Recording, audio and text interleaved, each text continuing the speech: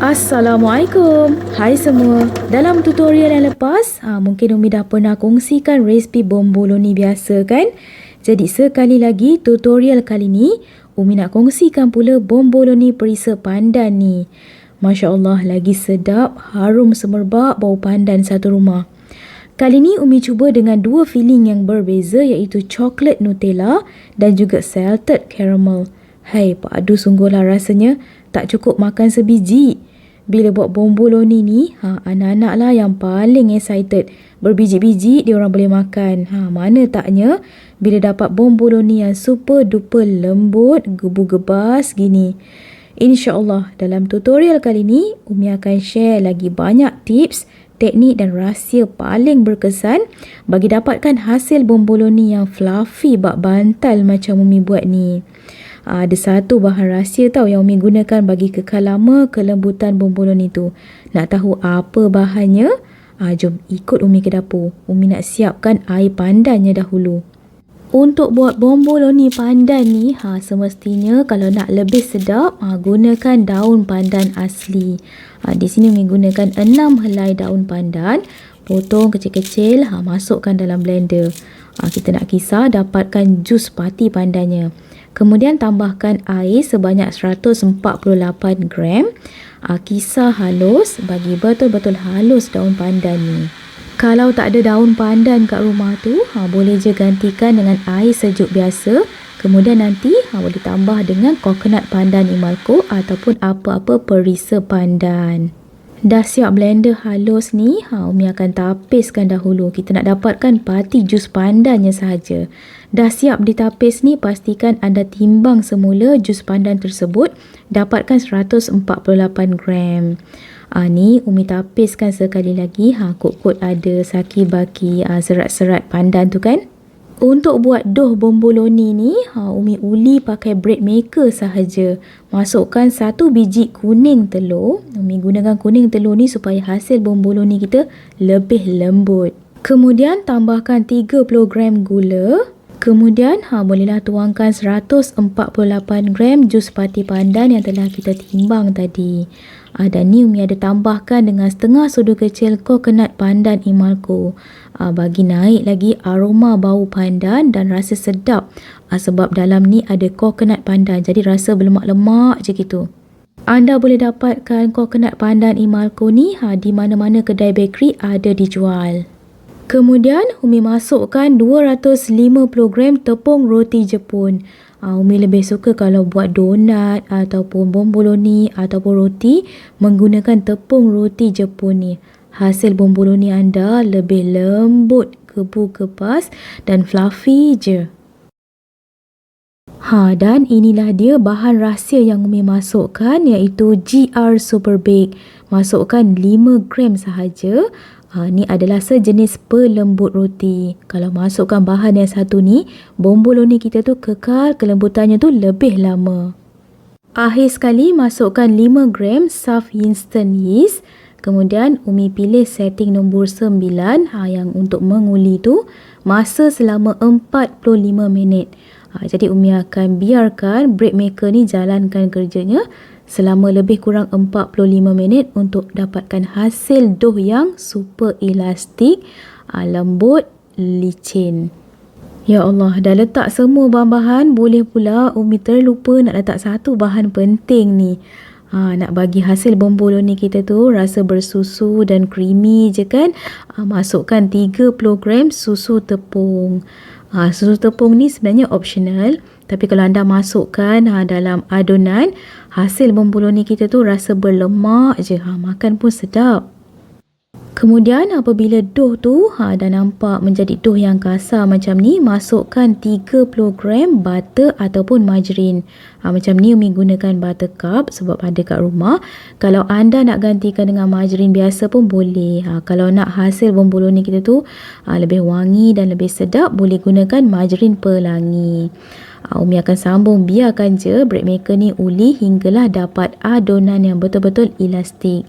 Ni Umi ada tambahkan dengan sedikit pewarna hijau. Ni optional je ya, pewarna bagi naikkan lagi seri bomboloni tu dan warna pandan yang cantik.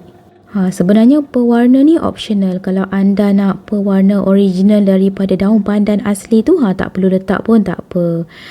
Kemudian sementara nak tunggu mesin tadi siap menguli, anda boleh letakkan sedikit tepung di atas dulang. Supaya nanti bila kita letak dough, dough tak mudah melekat bila nak diangkat. Okey, ni setelah lebih kurang 45 minit, nampak tu adunan dough bomboloni kita dah nampak lembut, licin permukaannya kan. Dan insya-Allah elastik. Nanti Umi akan terangkan macam mana yang diperkatakan dengan elastik. Kali ni Umi buat bomboloni, Umi biarkan air tu lebih sedikit sebab nak dapatkan hasil dough yang 100% elastik. Kita tengok nanti hasilnya. Setelah 45 minit dah bunyi beep je, boleh keluarkan dough dan transfer di atas silikon mat. Okey, jom kita tengok dough yang dah 100% elastik ni. Nampak tu bila Umi tarik dough tu, Umi renggangkan, dough tu tak mudah terkoyak. Boleh nampak tu kan. Dough tu dah window pane, boleh nampak ruas-ruas jari Umi tu kat situ. Nampak tu? Maknanya dough ni dah 100% elastik. Doughnya tak mudah terkoyak dan lembut je. Kemudian kita bulat-bulatkan, perkemaskan permukaan dough tu supaya mudah nanti kita nak potongkan kepada bahagian yang lebih kecil. Boleh ambil apa-apa pisau plastik atau pisau pemotong dough. Kemudian potong dough ni kepada bahagian yang lebih kecil, mudah nanti kita nak timbang. Untuk buat bomboloni ni, terpulang pada anda nak ikut saiz mana yang anda suka. Macam Umi buat saiz yang sedang-sedang, tak terlalu besar dan tak terlalu kecil. Jadi Umi timbang setiap satu dough tu seberat 40 gram. Kalau anda nak dapatkan hasil bomboloni yang lebih kecil, boleh timbang setiap satu dough tu lebih kurang range 35 ke 38 gram. Ni Umi nak buat saiz besar sedikit, Umi timbang 40 gram. Dah siap timbang untuk kesemua dough tersebut, jom kita mula rounding. Sebelum nak rounding ni, pastikan kita buang dahulu kalau ada angin dalam dough tersebut. Tekan-tekan sedikit, kemudian perkemaskan bagi licin permukaan atas dough tersebut. Barulah kita mula rounding. Cara rounding macam tu. Umi bentukkan tangan berbentuk C, kemudian kita bulat-bulatkan je. Okey, nampak tu dah licin permukaan atas. Bahagian bawah tu kalau ada terlompong terbuka, anda boleh cubit-cubitkan sedikit. Pastikan bahagian atas dough tu licin dan bahagian bawah tu tak terbuka ya. Kemudian boleh letakkan di atas dulang. Proses untuk rounding ni pun sangat-sangat penting untuk dapatkan hasil bomboloni yang licin permukaannya. Okey, Umi nak sharekan sedikit tips di sini. Mungkin dalam video sebelum ni, Umi tak pernah lagi share tips yang penting ni. Jadi anda kena dengar ni. Waktu proses rounding ni, kena buat cepat-cepat. Dan pastikan kalau boleh jangan terdedah dengan angin. Macam kipas ataupun aircon. Kalau boleh, tutupkan sekejap. Kita proses rounding ni kita buat cepat-cepat bagi dough tu sentiasa kekal kelembapannya, moist je. Sebab apa? Bila kita proofing nanti kita kena keringkan permukaan atas dough tu, biar atas dan permukaan bawah dough tu kering, supaya bila kita goreng nanti permukaan bomboloni kita licin je. Okey, ni dia contoh. Umi nak tunjukkan sedikit hasil dough yang elastik tadi tu. Nampak tu kan? Memang super duper lembut nanti. Kalau dapat hasil dough yang 100% elastik ni, insya-Allah bomboloni kita tu akan lembut, fluffy sangat. Tak perlu risau lagi dah. Daripada dough tu kita dah boleh tahu bomboloni ataupun donat ataupun roti yang bakal kita buat tu akan lembut atau tidak. Dah siap rounding ke semua dough yang ada tu. Kemudian Umi proofing lebih kurang 40 hingga ke 50 minit. Proofing ni depends juga kepada keadaan cuaca. Macam ni Umi buat waktu petang tapi cuaca hujan, jadi lambat sikit dough tu nak naik. Tips, kalau anda nak tahu dough kita tu dah betul-betul cukup proofing atau belum, boleh tekan sedikit guna jari. Kalau lambat kembali ke bentuk asal, maknanya dia dah cukup proofing dan boleh digoreng. Ataupun boleh cuba angkat, kalau ringan je dough tersebut, maknanya dough tu dah cukup proofing. Okey, sebelum nak goreng tu ni, pastikan minyak dah betul-betul panas. Jadi kat sini penting juga sebenarnya untuk kita gunakan api yang perlahan, supaya permukaan bomboloni kita nanti tak berbiji-biji, licin je permukaannya. Dan yang kedua, nak pastikan bahagian dalam bomboloni tu masak sempurna. Dan untuk goreng bomboloni atau donat ni, pastikan anda balikkan dengan sekali balik sahaja, supaya donat atau bomboloni kita tu tak menyerap minyak yang banyak. Dan yang kedua, haruslah untuk kita hasilkan ring pada bahagian tepi tu. Untuk dapatkan hasil ring yang cantik dan jelas kelihatan, kita goreng bahagian belah atas dan bawah tu biar lama sedikit.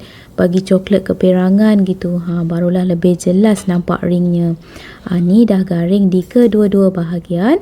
Umi angkat, toskan minyak tersebut dan Umi letakkan di atas kertas tisu dapur bagi tos betul-betul lebihan minyak yang ada tu, bagi tak terlalu berminyak sangat kan.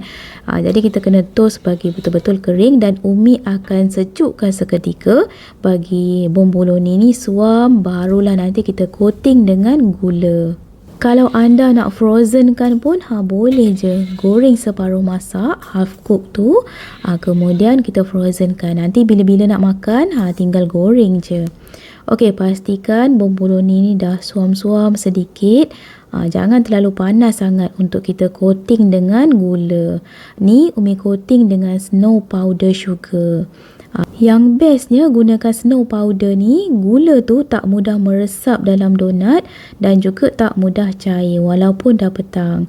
Berbanding kita gunakan gula icing ataupun gula halus kan, dia berbeza sedikit. Anda boleh dapatkan snow powder ni ada dijual di mana-mana kedai bakery.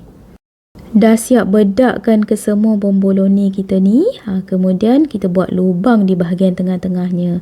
Ni Umi gunakan gunting je, guntingkan sedikit sampailah di bahagian dalam, gitu, bagi lubang. Sebab nak letakkan inti, kita nak letak filling.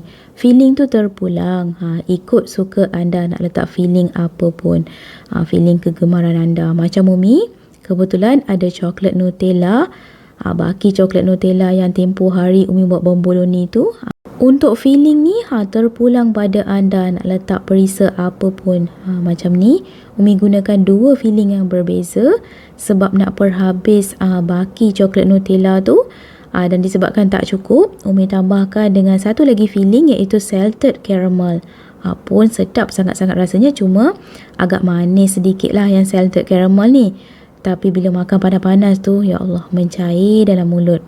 Untuk filling ni, terpulang pada anda. Boleh letakkan apa-apa filling kegemaran. Ni kalau letak peanut butter pun sedap juga ni kan. Baiklah, sekian sahaja dalam tutorial bomboloni panda dalam episod kali ni. Umi berharap segala teknik, tips serta rahsia yang telah Umi sharekan sedikit sebanyak membantu anda di luar sana yang baru nak mula berjinak-jinak buat donat ataupun bomboloni. Jangan rasa takut, kita cuba sampai berjaya. InsyaAllah bila dah tahu rentak nanti, anda pasti akan dapat hasilkan bomboloni yang fluffy dan gepu macam ni. Jumpa anda di episod akan datang dengan pelbagai lagi resipi-resipi menarik hanya di channel Umi Athiah Atif Kitchen. Jangan lupa subscribe, like, share dan tekan bel untuk dapatkan notification video seterusnya dari Umi. Assalamualaikum. Bye.